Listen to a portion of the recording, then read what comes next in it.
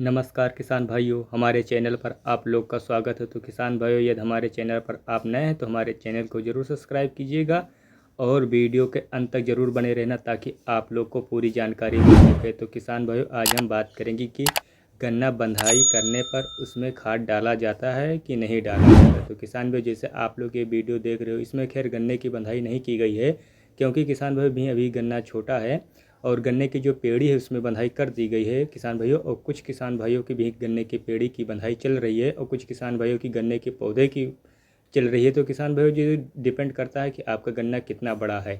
तो जिस तरह बड़ा हो गया है तो उसमें फ़िलहाल भी पहले गन्ने की बंधाई चल रही है। जब दूसरी बंधाई चलेगी तो उसमें हम बताएंगे कौन सा खाद डाला जाता है कि नहीं डाला जाता। तो किसान भाइयों, हम बता दें आप लोग को कि जब गन्ने की बंधाई कर दी जाती है तो उसमें खाद डालना बहुत ज़रूरी हो जाता है। और यदि आपके खेत में पानी नहीं है तो आप सिंचाई भी करना बहुत ज़रूरी हो जाता है।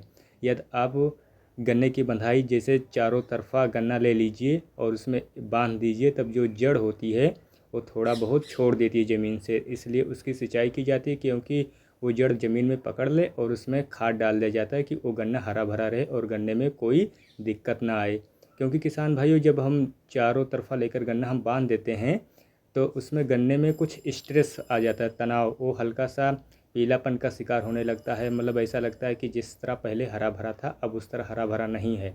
तो किसान भी हल्का हल्का महसूस होने लगता है। उसके बाद में हम जब सिंचाई कर यूरिया डाल देते हैं या कुछ किसान भाइयों के खेत में पानी पहले से भरा रहता है, मतलब नमी रहती है, तो उसमें से खाद डाल दिया जाता है। यदि खेत में नमी है तो खाद डाल दीजिएगा, यदि नमी नहीं है तो सिंचाई कर तब खाद डाल दीजिएगा। तो किसान भाइयों के मन में सवाल उठता है कौन सा खाद डालें।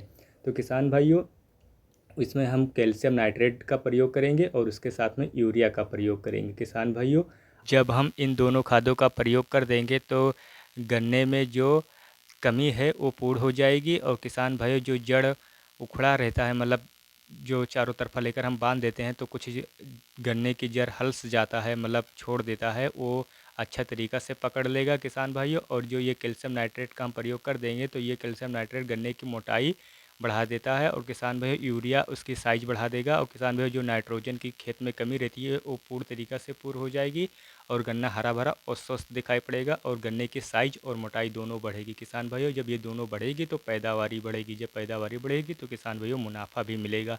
तो किसान भाइयों, गन्ने की बंधाई करना बहुत ज़रूरी हो जाता है क्योंकि किसान भाइयों गन्ने की हम बंधाई नहीं करेंगे तो अगले जो पेड़ी वाला रहता है उसमें दिक्कत आने लगती है, क्योंकि जब गन्ना गिर जाएगा तो उसमें कुछ चूहे और जंगली जानवर खा लेंगे, इसलिए हम गन्ने की बंधाई कर देते हैं। यदि नहीं करेंगे तो हमें बहुत ज़्यादा दिक्कत आने लगती है। मतलब ऐसा लगता है कि पेड़ी की जो कल्ले निकलते हैं बहुत कम ही निकलते हैं और उसके बाद में मुनाफा भी घट जाता है। किसान भाइयों, जब गन्ना गिर जाता है वो अपने तरीक़े से बढ़ नहीं पाता है और जब बढ़ नहीं पाएगा तो साइज़ और मोटाई दोनों में कमी आ जाएगी, इसलिए पैदावारी कमी हो जाएगी। इसलिए हम किसान भाइयों गन्ने की बंधाई करते हैं।